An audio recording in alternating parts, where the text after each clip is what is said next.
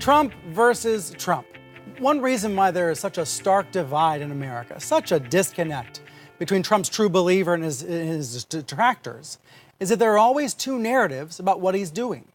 This week, there was just one summit, but there were two Trump stories. Let me show you what I mean. When Trump publicly sided with Putin on Monday, the press didn't blink. Anchors and experts called out the concerning behavior. You have been watching perhaps one of the most disgraceful performances by an American president. This is nothing short of treasonous because it is a betrayal of the nation. He is giving aid and comfort to the enemy, and it needs to stop. We are living in a national emergency. That was the consensus view. Even some Fox News stars said Trump had screwed up. But his most loyal promoters, like Lou Dobbs, swore they saw a different Trump on stage. Dobbs said the real disgrace was the media. Trump disappointed the left-wing national media. Woof. I think the president handled himself perfectly. Woof. I mean, here's the thing. Even Trump knew it wasn't perfect because he came out the next day and clarified what he said and said he still supports U.S. intel. That was all the pro-Trump media needed to hear. The counter-narrative was now set. The president comes out to clarify his remarks today. He made it very clear he had misspoken. You have just witnessed the single worst 24 hours in the history of your mainstream media. The guy is doing what he's supposed to be doing, and that is protecting us. Do you think he should have been tougher? Yeah. Look, what was he supposed to do? Take a gun out and shoot Putin? No. So there you have it. Two Trumps for two entirely different media ecosystems. And the result was that the base held. Brand new today, a Washington Post ABC News poll finding that overall only 33% of Americans approved of Trump's handling of the Putin meeting. But if you break that down by party, you'll see 66% of Republicans approved of his performance. Let's bring in Olivia Nuzzi. She's the Washington correspondent for New York Magazine, and David Zerwick, media critic for the Baltimore Sun. Olivia, what did you see in the pro-Trump press this week? The talk shows, the radio hosts, the web bloggers. Were they trying to create confusion or just absolutely defend Trump no matter what? Well, it was interesting to see the sort of mild criticism initially from people at Fox News like Abby Huntsman and other personalities who are typically pretty much just in defense of him. They don't sound unlike his own press shop. But obviously that was very short-lived, and everyone kind of got right back on track, defending him and kind of just giving him the benefit of the doubt in a way that if you are just looking at this objectively and taking his statements for what they are this week, you really can't do with a straight face. It didn't surprise me because we usually see this from Fox News. It's not as though it's a departure for them to take his side. But they're really, more and more, I think, there is just no difference between what his own press shop says, what someone like Sarah Huckabee Sanders says, and what Jeanine Pirro says, or any of the other hosts on Fox News. They really are just an extension of the White House communications shop, to the extent that, of course, Bill Shine is now, inside the White House. And to your point, the president gave 4 interviews this week. 3 of those 4 were with his friends, Sean Hannity and Tucker Carlson at Fox. You almost can't call them interviews. I mean, they really are just conversations where they are allowing him to kind of just spitball. We need a different name for them, I agree. The third one was with CNBC's Joe Kernan, and also a very friendly chat. But then the 4th interview was with a nightly news anchor, CBS's Jeff Glor. I wonder, David, do you think Glor asked tough enough questions? I mean, he was the only one that really had a chance to find out what the heck happened in Helsinki. Yeah, it's tough in this climate. If you look at it, sort of stand back, Glor did ask follow-up questions. He asked some firm questions. I would say firm rather than tough. I'll tell you something that bothered me. If you look at the body language of just the way they sat there, Glor was leaning back, Trump was leaning forward. There's a lot of symbolism in that interview. I would like him on the edge of his seat, leaning forward into Trump for a press that's more aggressive.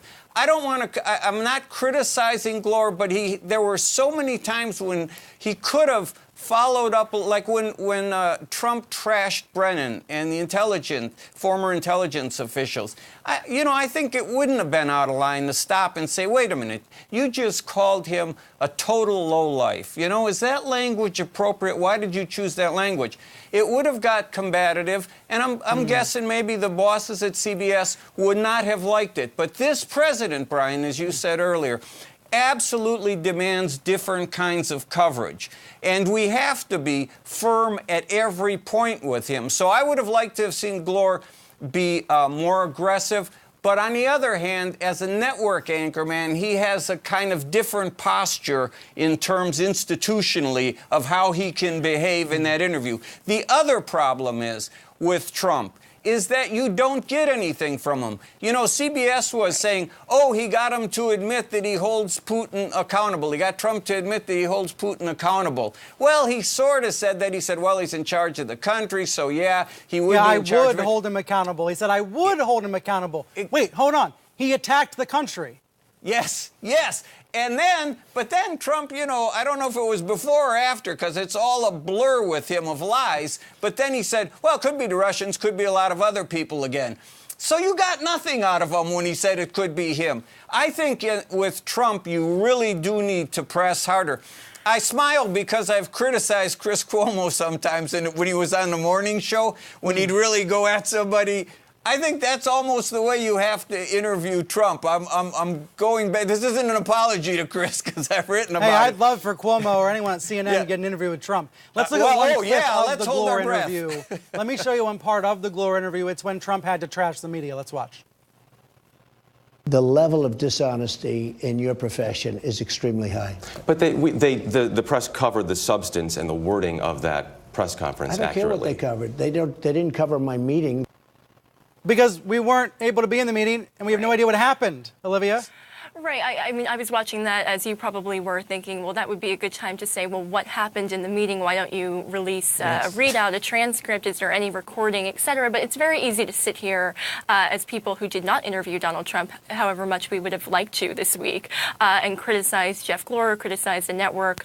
But I would say he's a very difficult interview. And I was thinking a lot this week while watching this interview and thinking about his performance, the journalist, about Piers Morgan, who did a very interesting story from Air Force One during this trip about his interview with Donald Trump and his time on Air Force One. And he explained, he's obviously a longtime friend of Donald Trump. He was on The Apprentice. He's not a journalist like you are, like I am, or somebody who will go after him. But he was very critical. And he explained that his approach to that interview is because Donald Trump is just going to say what he's going to say, instead of hitting him over the head, I think with a hammer is how he phrased it in the piece, he wanted to get his answer on as many different topics as possible. He wanted to just get him on the record as much as possible on as wide array of topics as possible. And I think that's a very interesting strategy. I think the key might be to find somewhere in the middle where you do follow up, you are critical, you are tough when he says things that are outright lies. But at the same time, you don't want to spend the entire interview having an argument that's not going to get anywhere. And we have so few opportunities to really question him from people who are not just sycophants, who are not just his friends at Fox News, that I think there is a lot of value to just getting him on the record as much as possible on every newsworthy topic that we need to hear from him on. Except I'm not sure. Getting him on the record, we have a concept of, oh, you're on the record, you said this, and it means something. I think with Trump, that's what I was trying to say. It doesn't mean anything to him. He's been on the record. Because he's going to contradict himself the next day or say something immediately, opposite. So when Piers Morgan gives that strategy of my strategy of this interview is to get him on the record, I think it's in some ways meaningless, and you're giving him a forum to just run all of this stuff out there, and he doesn't care if it's true or not. I think Tucker Carlson was a forum to just, run all this stuff out there and spitball, and they just were having sort of a friendly conversation. But I think that because he is so rarely interviewed by actual journalists from actual networks, actual mainstream outlets who are going to question him on the sorts of things that we want him to be questioned about, I do think that there is value in just asking him the questions that we think about every day, that we wish somebody would even have an opportunity to ask him. I'm not saying that we should all take what Piers Morgan said as like an instruction manual and then only do that.